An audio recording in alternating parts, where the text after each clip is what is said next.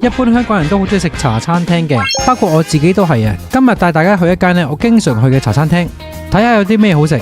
大家好，我係香港佐治。今日咧會同大家食一間咧喺香港幾出名嘅冰室。呢間冰室咧可以話係飯堂咁滯啊！我覺得咧佢裏邊啲嘢係幾好味嘅。咁啊就係我後邊呢一間餐廳，佢個名咧就叫做2號冰室。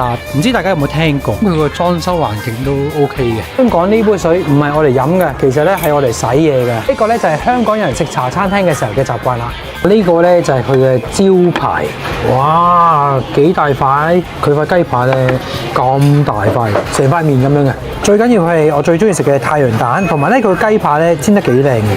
但佢咧煎到表面咧勁脆，見唔見到啊？哇，幾金黃色，好大塊雞排。哇，呢個真係好似塊面咁大。嗱，同埋咧我中意佢有啲菜喺度，即係你唔食菜嘅朋友。嗱，有少少紅蘿蔔啦，少少菜啦。咁另外咧，其實呢個係葱油雞排飯啊。咁呢個係個葱油嚟嘅。哇，個雞排勁滑，最緊要咧個皮啊煎到勁香脆。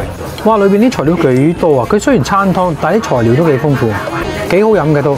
好，哇，試下先。哇，佢個味道幾濃喎。但係另外咧，港式餐廳咧最出名嘅凍奶茶，個茶味都幾夠啊。